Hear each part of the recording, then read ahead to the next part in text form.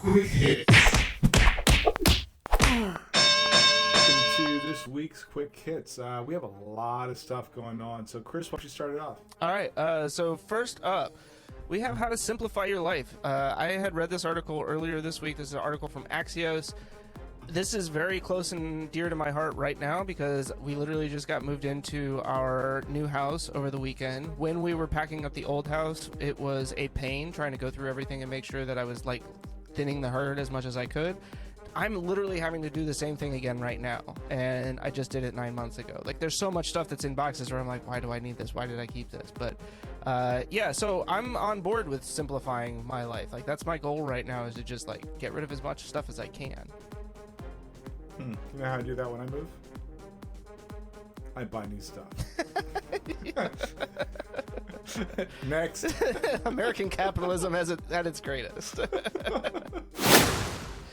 So, Florida just can't get enough of not saying or telling people don't say gay. And it looks like Disney, who is the largest employer in Florida, is going to bat, or actually, pushing back on this law. We mentioned it briefly last week.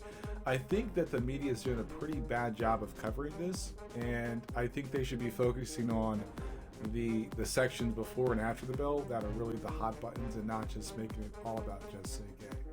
Yeah, I know that people were upset because Disney's CEO came out against it, and they were like, well, what about all the stuff that you do with China? Which, like, it seems kind of hypocritical, but at the same time, I think if this is Disney's decision, like, hey, we're going to make a change here in the way that we kind of go about doing stuff, like, I'm all for it. I've moved past the point of thinking that what you've done in the past is the only way that you can continue to do things going forward, even as an organization. But it does make me wonder, like, why do we care what Disney thinks about the Don't Say Gay bill, right? Like, they're not a person. Like, I mean, the CEO is, but the company as a whole, it just doesn't really make a lot of sense to me. But To be fair, that's how I feel about it too. Next.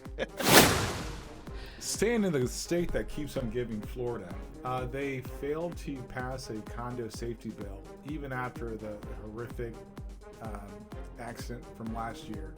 It just really blows my mind. I don't know what to do about it.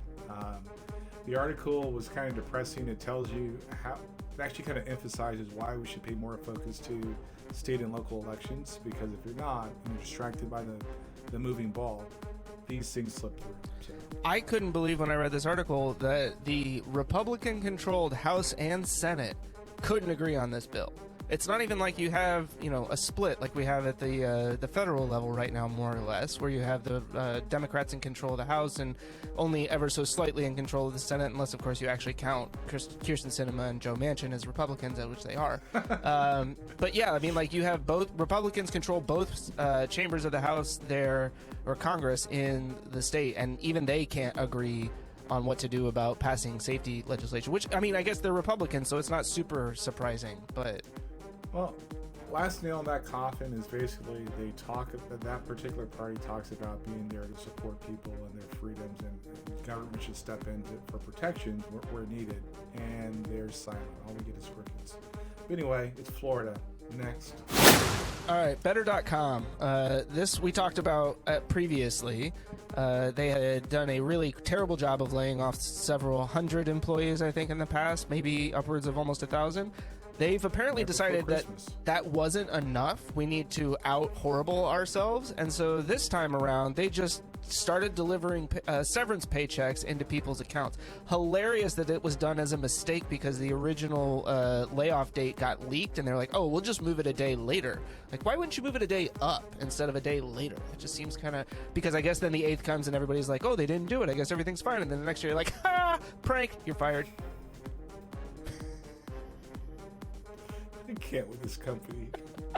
Next.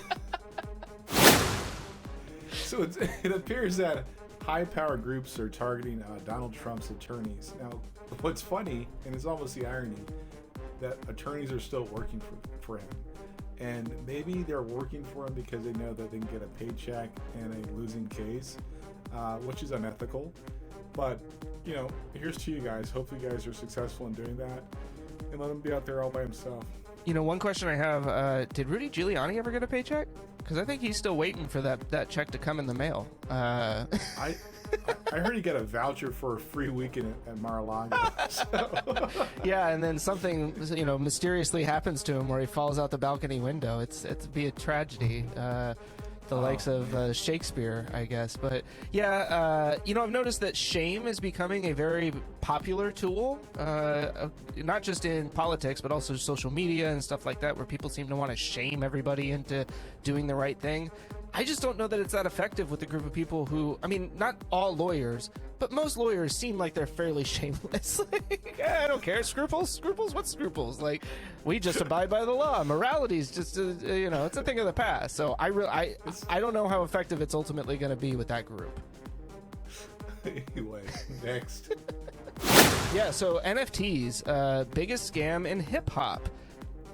Yeah, I mean, I'm pretty sure it's the biggest scam anywhere up there with cryptocurrency. I don't know that it's just specific to the hip-hop industry, but there have been a lot of members of the hip-hop community who have kind of taken to it. I don't think all of them are necessarily in it for the scam. Like, I think Snoop Dogg was pretty, popular with his announcement that not only are you buying NFTs, but you're also buying into, the record label or the album or something like that. So it's like it's almost like stock that he's exchanging for that, which I think is pretty cool. But Tekashi 6ix9ine, I think, is the best example of why you don't just jump on board the moment somebody says, "Oh, we're gonna do 9,669 or however many, ones that he did," and then he got to like 4,000 and was like, "Peace, I'm out." Yeah, I have feelings, but we all know where I stand on NFTs and anything related to like crypto or anything like that. Please stop playing around. Next. The rumor is Jaden Smith could be cast as Miles Morales in the upcoming Doctor Strange, not Doctor Strange, but in the future for Marvel and Sony. I personally think it's a good idea. I know he's not Puerto Rican, and I get that. But and I actually commented on the video. Thank you. So nerdy. I'm not sure where that got that video from, but it was a great video. Wasn't that Cosmic Wonder. Of course. I knew it was one of the ones we knew. Yeah, so Cosmic Wonder, thanks for reporting that. I think Jaden Smith as Miles Morales will be dope. It'll answer a lot of questions. It'll make me feel happy. And if they make Andrew Garfield the new MCU Spider-Man, all things will be good in the world. Yeah, I mean, I would say, like, if we're going to get rid of Tom Holland, I'm fully on board with bringing Andrew Garfield in. I think, like, he's probably my favorite Spider-Man to date. Regarding Jaden Smith, I wasn't thrilled when you sent me the link, mostly because I haven't loved anything that he's really done. I didn't see The Karate Kid, but I heard kind of mixed things about that. After Earth was just so bad, but he's come a long way. Like, it's been a while since that. I also read that he's a big fan of Spider-Man, so he might bring some authenticity to it. On the Puerto Rican thing, I'll just say Hugh Jackman's not Canadian, is he? No. Yeah, so I don't think it really matters. Next. I'm gonna let you have this one because I'm gonna keep going. All right, so I watched most of this Batman from the Cosmonaut Quickie. It was interesting. I get what he's talking about. Like we talked about it last week with my review or our review of the Batman. And I would say that there was more than one scene that I think could have been cut or that I didn't particularly like, but it was still a really fantastic movie. I'm very excited to go back and watch it again at some point. I'm probably going to wait until it's out of theaters because I'm not really willing to pay a bunch of money to go see it. And I need like bathroom breaks in between where I can pause it and everything because 3 hours is a haul. But yeah, I mean, good video. Like I'm here for most of what he talked about. Paul Dano, I still think was just awesome as the Riddler. I really liked his portrayal. So yeah, all I'll say is that I think Robert Pattinson. I said it before the movie came out that he was going to nail the role. And I just kind of felt like he could be that guy. And I still feel that Ben Affleck would probably be my favorite Bruce Wayne of all time. So what they should do is just get Ben Affleck to come in and do the Bruce Wayne scenes and then have Robert Pattinson play the Batman scenes. I think that solves all of our problems, right? Easily solved. So we can just make that happen. Barely an inconvenience. This is great news if you're a Broncos fan, because I surely am. And I'm bringing people into the fold with this great news. My dude, and we called it, Russell Wilson is going to the Broncos, so football just got a whole lot better for me. I do think the Seahawks they snuck some players. Like I would have liked to have kept Noah Fant, but that's the. I mean, I'll be honest. I don't know why Pete Carroll wanted Noah Fant so bad. Like, who's gonna throw to him this season? Ooh, But Pete Carroll's a sucker for a tight end that can block and catch, so I do kind of understand that.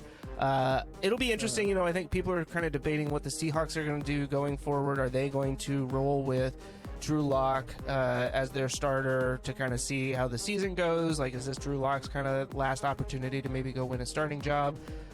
They have enough capital that they could look to maybe draft a quarterback in the first round there, but that's not historically the way that Seattle's front office operates. I wouldn't be surprised if they start trading back from that to acquire more draft capital. That team is a mess.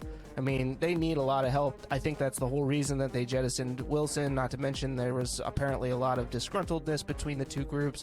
So I think ultimately this could be a good thing in the long run for both teams. Only time will ultimately tell. I'm with you. Like, I would have loved for Noah Fant to stay there in Denver just so that Russell had him to throw to. Shelby Harris, although he's a little bit older on the defensive line, obviously was a really solid player. He was apparently very sad that he had to go live in Seattle. But at least, I mean, there's legal weed in both states, so you're good there. Well, we might get Von Miller. I heard that, and Chandler Jones is supposedly. So yeah, that defense. If Bradley Hope Chubb can stay healthy this season, that would be fantastic. We'll be rocking Broncos jerseys. It'll be great. And that's our quick hits.